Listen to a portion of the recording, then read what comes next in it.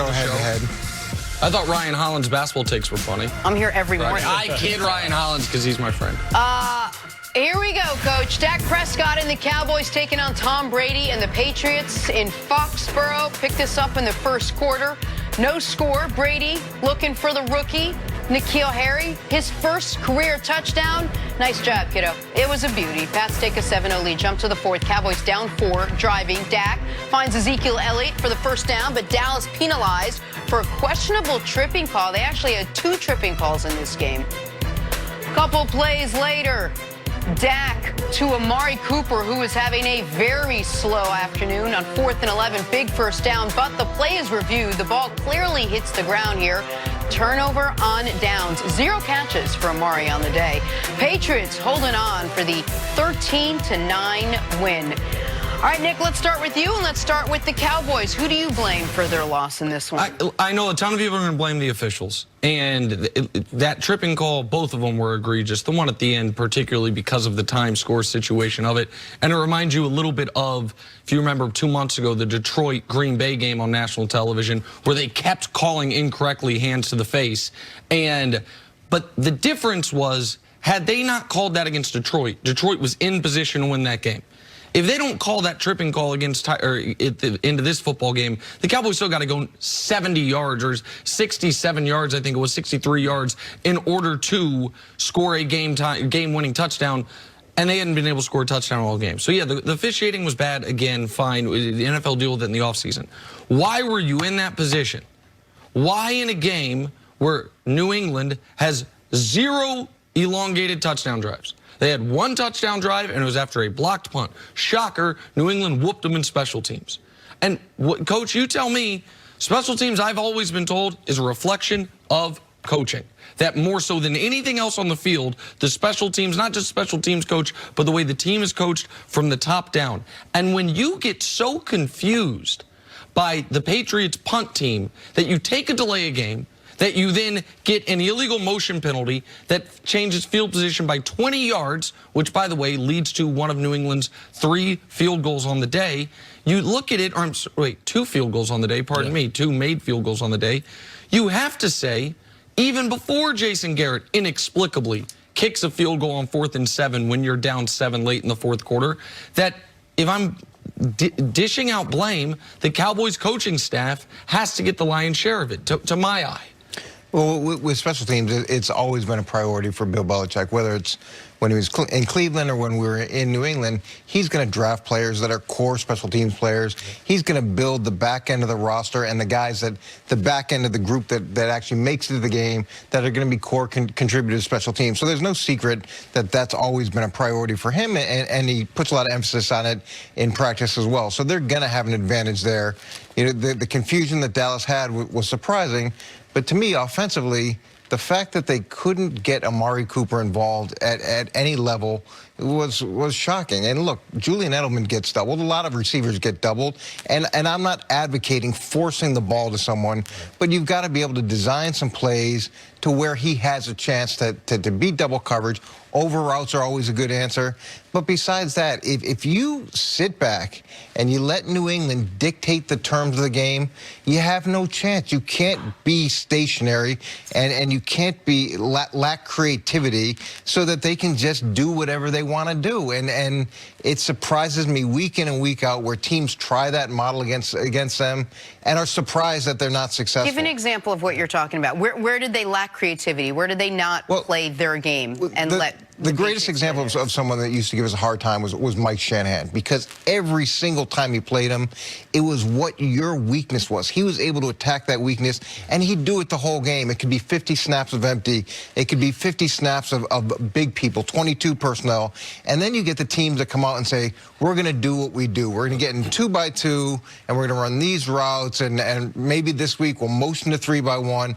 And it's so vanilla that defensively you tee off on what they're doing. And now, instead of forcing New England to go to their sideline and say, hey, we got to stop this, we got to do this, make adjustments based off what the Cowboys are doing, they're just talking about how they're going to attack the next time they run that defense. Yeah, the execution type of offenses or programs say we're going to do what we do, and you don't give them opportunity to have to adjust anything, so they're able just to get in a good rhythm. rhythm. All you have to do is go back to the Baltimore game. You saw the different personnel groups. You saw the different ways that you attack and build things off of it. When we used to go against New England, what they used to do with us, because we were a heavy base type of man-to-man team, they would put Wes Walker in the backfield. So then now you have a corner in the box trying to figure out what they're going to do, and then you got them running into linebackers. I didn't see any of that creativity that we have heard about, the Dallas Cowboys with all the shifts and motions that they had been doing. We call it the window dressing. They didn't give him any window dressing, and they didn't find a way to get not only for him to catch a ball, but he only had 2 targets. When you talk about Amari Cooper. So you got to do a better job in trying to make the Patriots have to think about some things, and they didn't do that.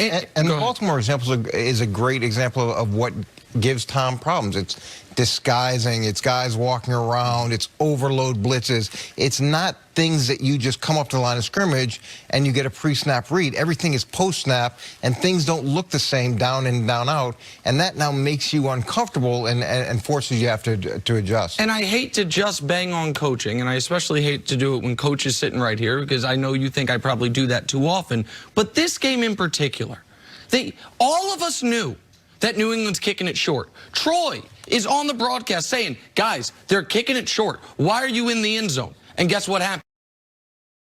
They damn near fumbled the ball back. They couldn't even field the kick. All of us knew that the Patriots were going to try in given spots, because they've done it throughout the season, to bring pressure on a punt. And the only thing New England's not returning punts for touchdowns. They're blocking punts for touchdowns. And you don't have Matthew Slater, one of the best special teams players over the last decade. Steve Tasker.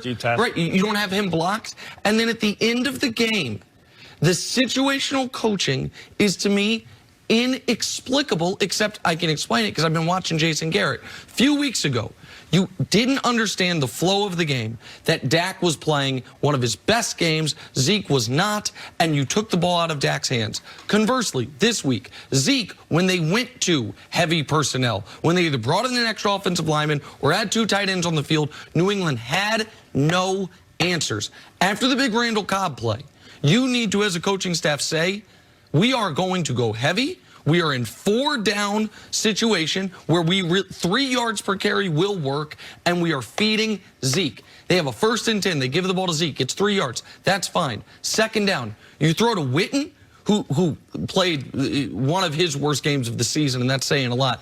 And then on 3rd down, on 3rd and 7, because evidently you're not going for it on 4th down, even if you pick up a few yards, you throw it out the back of the end zone. So you kick a field goal there, which is great, because you were down a touchdown, and now you're down a touchdown. And that is, to me, the vintage example of coaching not to lose. In fact, let me amend that. Coaching to delay losing instead of coaching to win. Because you kicked a field goal on 4th and 7 inside the 20, you now have to go for a 4th and 11 on your own side of the field 4 minutes later because you're out of options. That, to me, that can't happen. Well, look, in fairness, from a coaching perspective, how many more coaches can they fire in Dallas? I mean, they fire coaches pretty much every year. Except for one. I understand, but they've turned that over quite a bit. And the field goal, when they took the field goal when they did, it's one of those things where you kick it, and then you have one of the top-ranked defenses in the league. You figure that they're going to go out and be able to stop them.